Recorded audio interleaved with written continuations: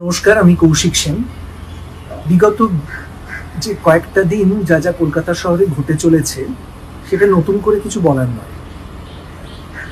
এমনকি ঘটনার আঁচটা শুধু কলকাতায় নয়, কলকাতায় ছাড়িয়ে পশ্চিমবঙ্গ, বিভিন্ন জায়গায় এবং পশ্চিমবঙ্গের বাইরেও, ভারতবর্ষ এমনকি দেশের বাইরেও তার প্রভাব পড়াটাই স্বাভাবিক। যে জঘন্য এবং নারকীয় ঘটনা আরজি করে হয়েছে, আমাদের যে সহনাগরিক মেয়েটির সাথে হয়েছে, তা তো শুধুমাত্র ওই ঘটনাটি নয়। আমরা ক্রমশ বুঝতে পারছি যে এই ঘটনাটির শিকড় আরো গভীরভাবে প্রথিত রয়েছে। না হলে আমাদের রাজ্য সরকার অর্থাৎ তৃণমূল সরকার কেন এই ঘটনাটাকে ধামাচাপা দেওয়ার জন্য উঠে পড়ে লেগেছে?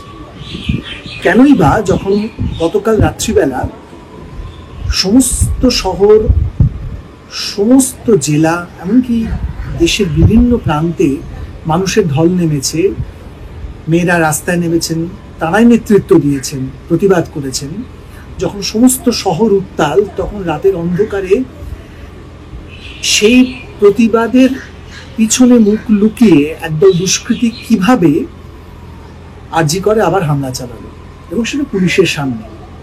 এবং আমরা আজকে সকালবেলা জুনিয়র ডাক্তাররা, নার্সরা, তারা কিভাবে আক্রান্ত হয়েছিলেন, এমনকি পুলিশ তাদের কাছে এসে আশ্রয় চেয়েছিল, পুলিশ পালাতে ব্যস্ত ছিল, পুলিশেরও আক্রান্ত হয়েছে। কিন্তু কেন, কার নির্দেশে, কার অদৃশ্য অঙ্গুলি হেলনে পুলিশ নিষ্ক্রিয়? পুলিশ এই ভাঙচুরটা হতে দিল। তাহলে কি আবার প্রমাণ লোপাটের একটা কোনো চেষ্টা হয়েছিল গতকাল রাত্রে? তাহলে এই সমস্ত প্রশ্নের উত্তর আপনারাও যেরকম খুঁজছি, আমরাও খুঁজছি। এছাড়া তো আরো অনেকগুলো প্রসঙ্গের মীমাংসা আজও হয়নি। যে কে বলেছিলেন ওই মেয়েটির বাড়িতে ফোন করে যে তাদের মেয়ে আত্মহত্যা করেছে? কে সন্দীপ ঘোষ, যাকে বাঁচাবার জন্য স্বয়ং মুখ্যমন্ত্রী তাকে আরজিকর থেকে সরিয়ে দেওয়ার সাথে সাথে অন্য আরেকটা জায়গায় পোস্টিং দিয়ে দিচ্ছেন? যে সন্দীপ ঘোষের বিরুদ্ধে এত অভিযোগ, মেডিকেলের ছাত্রছাত্রীরা যাকে মেনে নিতেই পারছেন না, যারা বলছেন যে এই লোকটি সম্পূর্ণ করাপ্ট, এমনকি তৃণমূলের নেতা শান্তনু সেন এবং তার স্ত্রী সরাসরি সন্দীপ ঘোষের ব্যাপারে মুখ খুলেছেন, বলছেন তারা একটা র্যাকেট চালায়। এই সন্দীপ ঘোষকে বাঁচাবার জন্য তৃণমূল এবং তৃণমূলের নেতৃত্ব এত ব্যস্ত কেন? এই প্রশ্নগুলো তো উঠবেই। এবার এই যে প্রশ্নগুলো উঠছে, প্রশ্নগুলো আমিও করছি, এই প্রশ্নগুলো আমি কোথায় করব? আপনারা হয়তো কেউ জানেন বা জানেন না, আমি কোনো সামাজিক গণমাধ্যমে নেই, অর্থাৎ সোশ্যাল মিডিয়াতে আমি নেই। এটা আমার ব্যক্তিগত সিদ্ধান্ত। আমার বা আমার স্ত্রী রেশমি, আমরা দুজনে ফেসবুক, টুইটার ইত্যাদি এসবে নেই। ঋদ্ধি আছে, ঋদ্ধি আপনারা হয়তো জানেন, সমস্ত ইস্যুতে সে প্রতিবাদ করে, লেখে, তার উপস্থিতি সরব সোশ্যাল মিডিয়াতে। আপনারা তার সঙ্গে একমত হতে পারেন, নাও হতে পারেন, কিন্তু সে তার মতামত পরিষ্কারভাবে ব্যক্ত করে। কিন্তু আমার বা রেশমির আমাদের বক্তব্য জানাবার মতো কোনো জায়গা নেই, কারণ কতগুলো বিশেষ কারণে আমার প্রিন্সিপালি মনে হয় যে সোশ্যাল মিডিয়ার যেরকম কতগুলো ভালো দিক আছে, তেমনি কতগুলো খারাপ দিক আছে, এবং এই বয়সে এসে আমার পক্ষে সোশ্যাল মিডিয়ায় যুক্ত থাকা সম্ভব নয়। যেরকম অনেক মানুষ এই সোশ্যাল মিডিয়া অ্যাভয়েড করেন, আমিও চেষ্টা করি। এবার বাকি রইল টেলিভিশন চ্যানেল। টেলিভিশন চ্যানেলে তারা আমাকে আমন্ত্রণ জানালে তবে আমি যেতে পারবো। আমি তো স্বতঃস্ফূর্ত হয়ে আমি কাউকে কোনো চ্যানেলে ফোন করে বলতে পারি না যে আমি আপনাদের আলোচনা সভায় যেতে চাই বা আমি প্রতিক্রিয়া ব্যক্ত করতে চাই। এবং টেলিভিশন চ্যানেলগুলোর আপনারা জানেন, তাদের একটা নিজস্ব একটা ধাঁচা আছে, তাদের একটা স্ট্রাকচার আছে। সেই স্ট্রাকচারের মধ্যে থেকেই তারা অপারেট করেন। সেই স্ট্রাকচারের সঙ্গে সবসময় আমি সহমত নাও হতে পারি। তাহলে আমার জন্য বা আমাদের মতো মানুষদের পড়ে রইল কি? আমরা যারা 2007 থেকে নন্দীগ্রাম সিঙ্গুরের সময় থেকে রাস্তায় আন্দোলন করেছি, আমরা সবসময় চেষ্টা করেছি একটা অরাজনৈতিক প্ল্যাটফর্ম তৈরি করার।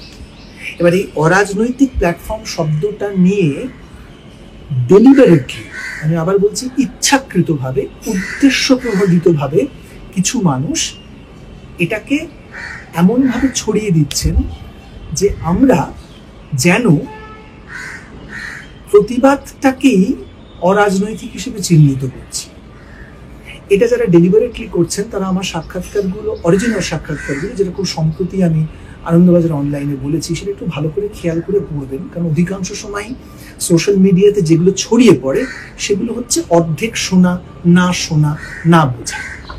আমি খুব পরিষ্কারভাবে বলেছিলাম এবং এখনো বলছি যে তৃণমূল হোক, বিজেপি হোক, সিপিএম হোক, কারোর বিরুদ্ধে প্রতিবাদ করার জন্য আমি কোনোদিন কোনো রাজনৈতিক প্ল্যাটফর্ম ব্যবহার করিনি। যে কারণে তৃণমূল ক্ষমতায় আসার পর এই যে বহু প্রতিবাদী মুখটুক দেখছেন সম্প্রতি, তাদের সবাইকে কিন্তু 21শে জুলাইয়ের মঞ্চে দেখা গিয়েছিল। আমাকে কোনোদিন দেখা গিয়েছিল বলতে পারবেন না।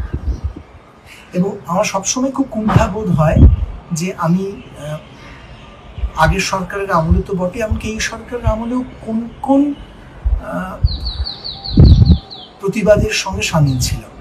এটা এই তালিকা পেশ করতে আমার নিজের ভীষণ কুণ্ঠা হয়, খুব খারাপ লাগে, কিরকম মনে হয় নিজেকে আমি প্রকাশ করছি। বিভিন্ন চ্যানেলে তারা যদি তাদের রেকর্ডগুলো খুঁটিয়ে আপনারা একটু দেখেন, তাদেরকে জিজ্ঞাসা করেন, দেখবেন হেন কোনো সমস্যা নেই। সেটা আরাবুল ইসলাম হতে পারে, সেটা কামদুনি হতে পারে,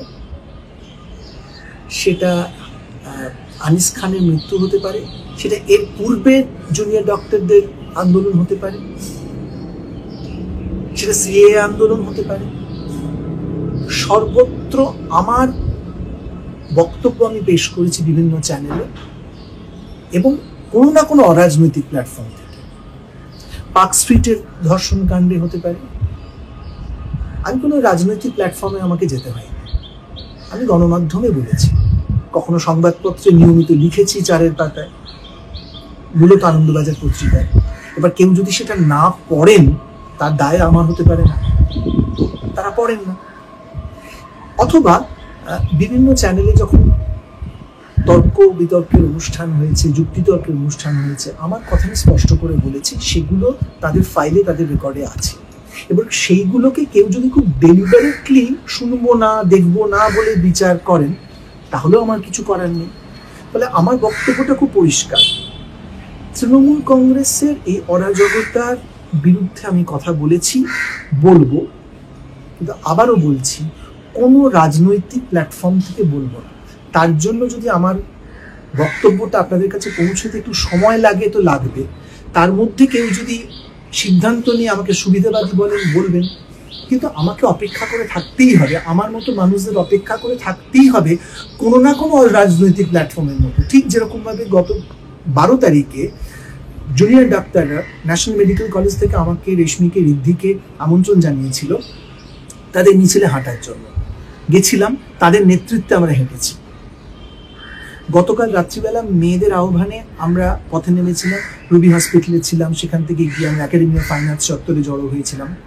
আবারও আরেকটা রাজনৈতিক প্ল্যাটফর্ম গেছি, প্রকাশ্যে পরিষ্কারভাবে মমতা বন্দ্যোপাধ্যায় এবং তৃণমূল কংগ্রেসের বিরুদ্ধে কথা বলেছি।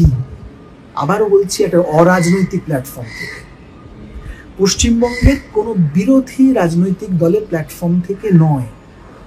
এটা আমার প্রিন্সিপাল, আমি এটাতে স্টিক করে থাকবো।